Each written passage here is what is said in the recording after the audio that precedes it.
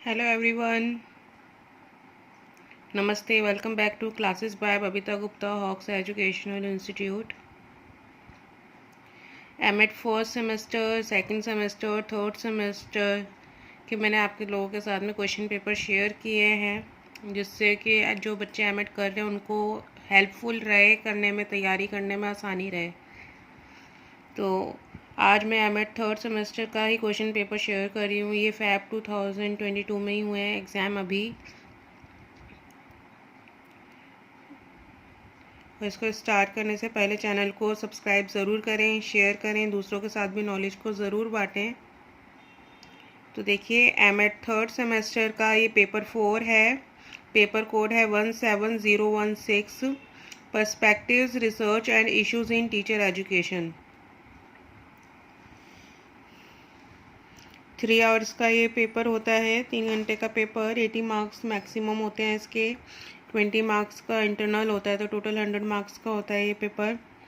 और इसमें जो क्वेश्चंस हैं, देखिए, जैसा कि मैंने आपको बताया है, पिछले जो पेपर शेयर किए उनमें भी आपको बताया है कि आप एनी 5 क्वेश्चन इसमें अटैम्प्ट कर सकते हैं, जो अभी के सिनेरियो के हिसाब से। अदरवाइज़ हमें फर्स्ट क्वेश्चन कंपलसरी होता है और बाकी यूनिट में से एक क्वेश्चन हमें चूज़ करना होता है।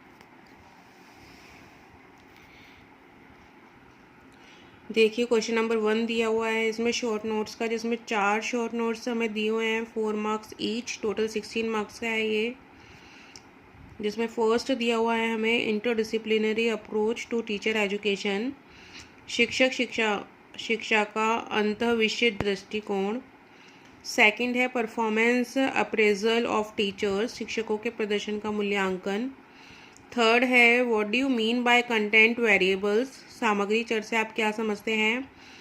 And fourth is role of NCTE in teacher education, शिक्षक शिक्षा में एनसीटीई की भूमिका। तो ये 4 शॉर्ट नोट दिए हुए हैं।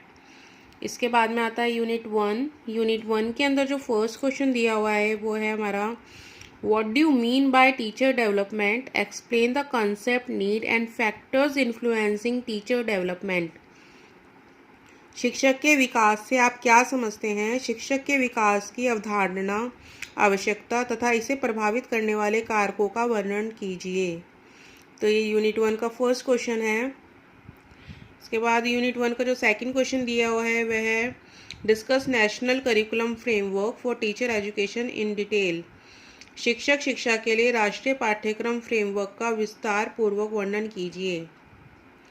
यूनिट 2 आती है इसके बाद में। यूनिट 2 में देखिए फर्स्ट क्वेश्चन दिया हुआ है हमें discuss the competency and commitment based teacher education and list the competencies needed for emerging role of teacher in 21st century. दक्षता और प्रतिबद्धता आधारित अध्यापक शिक्षा की विवेचना कीजिए। 21वीं शताब्दी में अध्यापक की भूमिका के लिए आवश्यक दक्षताओं की सूची बनाइए। ये यूनिट 2 का फर्स्ट क्वेश्चन दिया हुआ है, 16 मार्क्स का है ये। इसके बाद में यूनिट 2 का जो सेकंड क्वेश्चन दिया हुआ है उसमें 2 नोट्स दिए हुए हैं हमें, 8 मार्क्स ईच।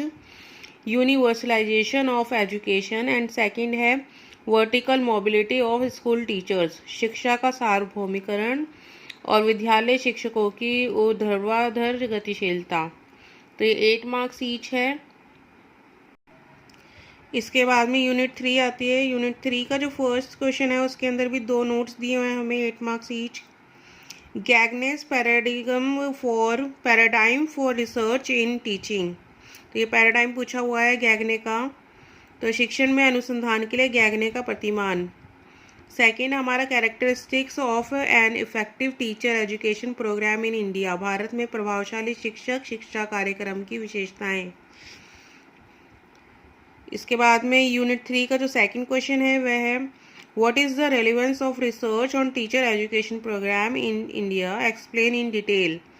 भारत में शिक्षा कार्यक्रमों पर अनुसंधान का क्या औचित्य है, विस्तार पूर्वक व्याख्या कीजिए। 16 मार्क्स का है ये।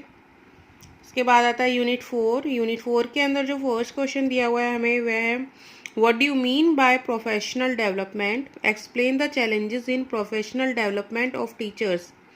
व्यावसायिक विकास से आप क्या समझते हैं, शिक्षकों के व्यावसायिक विकास में आने वाली चुनौतियों का वर्णन कीजिए। 16 मार्क्स का है ये। इसके बाद में यूनिट 4 का जो हमें सेकंड क्वेश्चन दिया हुआ है वह है discuss the strengthening role of teachers in today's changing world. आज के बदलते विश्व में शिक्षक की भूमिका को सुदृढ़ बनाने पर विचार कीजिए। तो ये 16 मार्क्स का दिया हुआ है। इस तरीके से टोटल 9 क्वेश्चन हमें दिए हुए हैं, जिसमें से 5 क्वेश्चन हमें अटैम्प्ट करने हैं। जिन क्वेश्चंस में आपकी अच्छी तैयारी हो वही अटैम्प्ट करें और क्वेश्चन को अच्छे से डिटेल में लिखें। पूरा आपको हर एक चीज़ एक्सप्लेन करनी होती है जब आप एक क्वेश्चन लिखते हैं तो। और इसी तरीके से मैं आपके साथ और यूज़फुल वीडियो शेयर करती रहूँगी। मेरे चैनल को सब्सक्राइब ज़रूर कीजिएगा, शेयर कीजिएगा और दूसरों के साथ नॉलेज को ज़रूर बांटिएगा। मिलते हैं जल्द ही नेक्स्ट वीडियो में। थैंक यू, धन्यवाद।